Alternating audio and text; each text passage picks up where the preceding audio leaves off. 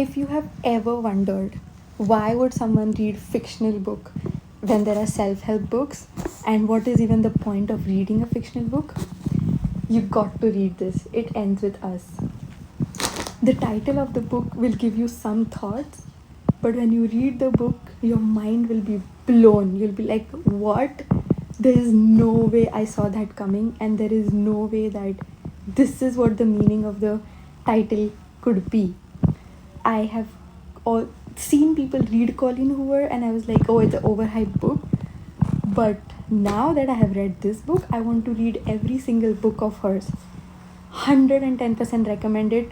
Totally worth it. Please read it.